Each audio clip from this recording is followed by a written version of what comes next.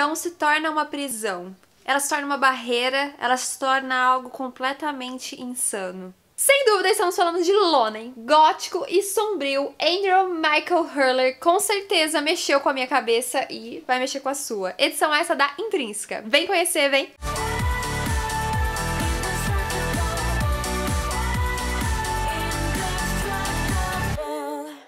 A história pra gente é o Smith, ou o Tonto, que é o irmão do Andrew, ou do Honey. Eles são muito ligados e eles vivem nesse clima de religiosidade que os seus pais, Esther e Reg, impõem a eles. Essa religião, no caso o catolicismo, é pregada pelo padre Wilfred.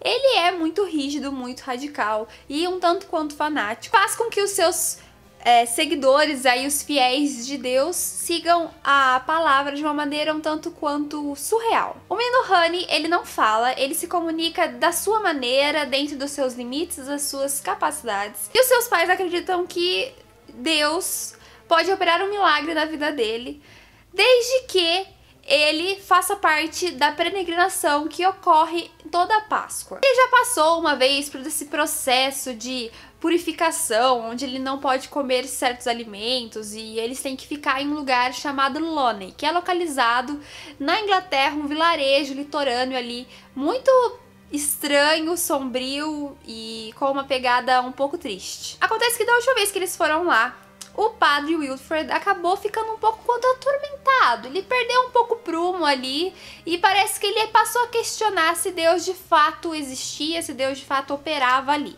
E nós não entenderemos muito bem o que aconteceu com ele, mas o fato é que tempos depois ele vem a falecer e a mãe de Henry, a Esther, vai ficar muito assim preocupada e ela vai querer dar continuidade no processo de cura do Honey. No lugar de Wilfred, teremos um padre novo indicado pelo bispo chamado Bernard. Ele tem uma postura completamente diferente do padre anterior, porque ele é mais descontraído, ele acredita que certas coisas não são tão necessárias, ele guia os fiéis de uma maneira um pouco mais centrada. Pelo menos essa é a minha visão. Mas como a Esther está focada, a mamãe de Honey está focada em fazer o menino ter a cura, ela vai propor então que a peregrinação ao Lonen aconteça. Aí que nós teremos então uma viagem para esse lugar completamente deslocado da realidade do mundo. E quando eles chegam lá, parece que os residentes desse vilarejo não são muito felizes com esses visitantes ali.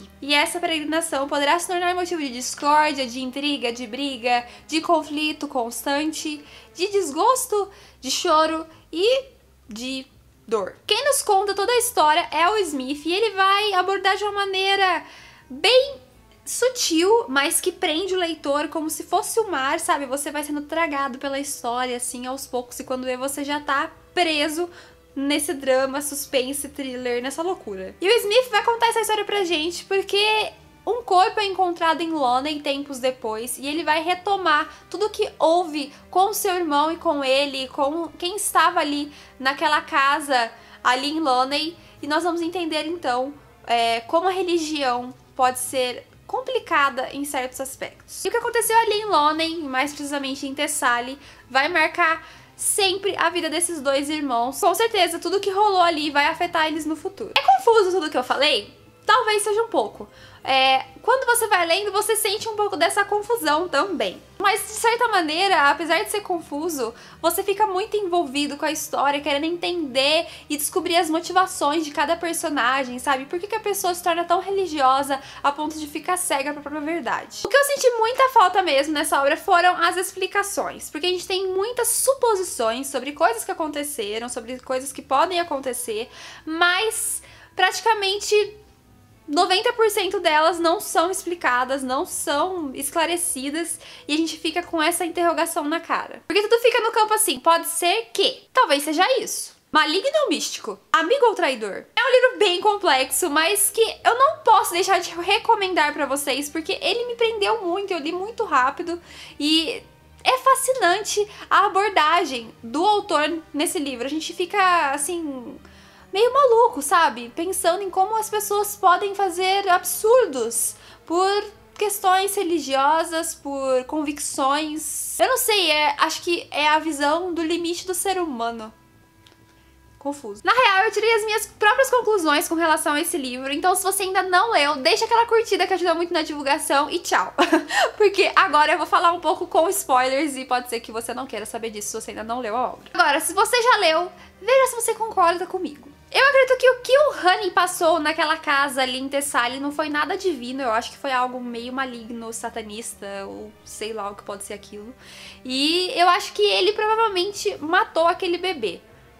Tá, ele não se lembra disso, mas há indícios fortes que ele pode ter feito algo do gênero, afinal ele não era mais ele mesmo, porque o menino que era mudo, calado e tinha um meio de comunicação próprio, depois de um tempo começou a falar e agir como se tivesse evoluído. É meio estranho, né? Depois de um tempo ele vai se tornar um pastor, então ele vai abandonar esse catolicismo ferrenho e seguir outro rumo. Assim como seu irmão, né? Aí eu fiquei pensando, será que é uma crítica para as pessoas que largam o catolicismo para seguir outra religião ou para se tornarem ateístas? Sei lá. Eu senti um pouco disso quando eu reli o começo do livro, porque o Honey não é algo normal mais. Eu acho que ele realmente tem algo de errado. E aí ele se tornou um pastor. Será que é uma crítica à mudança? Não sei.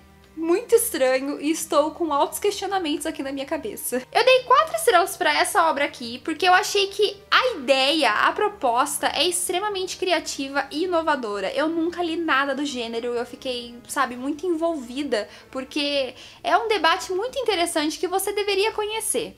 Mas se eu for levar em consideração a falta de explicação, a falta de resolução para vários aspectos da obra, eu daria 3 estrelas. Como eu disse, é diferente de tudo que eu já li e é um tanto quanto perturbador. Desculpem as analogias malucas, talvez seja loucura minha, mas eu fiquei pensando na palavra lonely. E a primeira coisa que veio na minha cabeça foi lonely, que significa solitário ou abandonado.